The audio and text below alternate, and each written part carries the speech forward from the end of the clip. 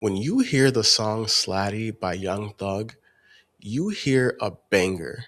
You hear flow, you hear art, you hear a story. But when the Fulton County DA heard it, they heard a confession. Specifically, this line right here. In the state of Georgia, this isn't just a bar.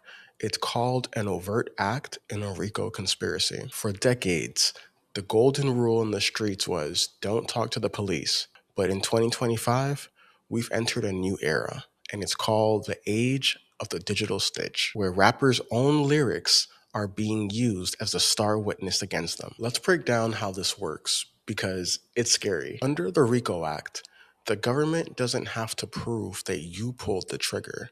They just have to prove that you were part of the team that did. And how do they prove that you were part of that team? Your music. In the YSL trial, Judge Glanville allowed prosecutors to use 17 sets of lyrics as evidence.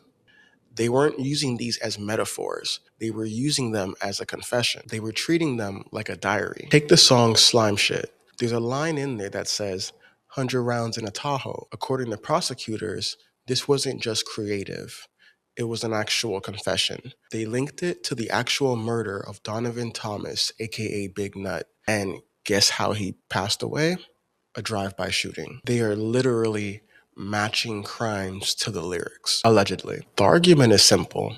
The state says if you rap about something and it happens, it's not art, it's a roadmap. But if you want to see the ultimate level of digital self-sabotage, then we have to talk about TK. Most of you know the song The Race. He made that song while he was on the run from the US Marshals. But here's the part that most people don't know. During his sentencing, prosecutors didn't just mention the song. They literally played the entire video to the jury. They printed out his lyrics on poster boards. They pointed to the line, trying to beat a case, but I ain't beat that case. Bitch, I did the race. They used his own creative output to prove that he had no remorse. In the end, he ended up getting 55 years. The lesson from all of this? The internet is written in ink, not pencil. When you post a location tag on your story with a pile of cash or flash a switch on IG Live, you're doing the detective's work for them. G's used to move in silence.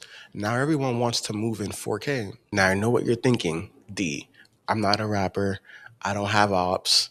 This doesn't involve me, right?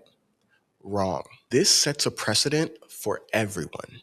If lyrics can be used as evidence, then so can your tweet from 3 years ago. Then so can your TikTok captions.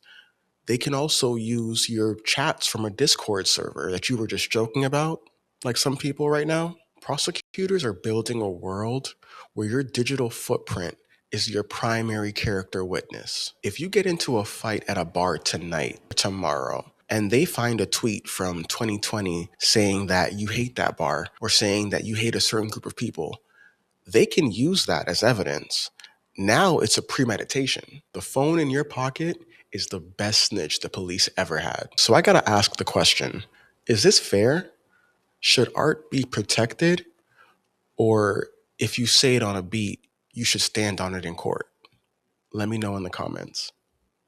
And if you want to see another example of how one mistake can cost millions, but this time on the football field instead of the courtroom, check out my breakdown on the college football fumble right here. I'm D, this is DTV, and I'm out.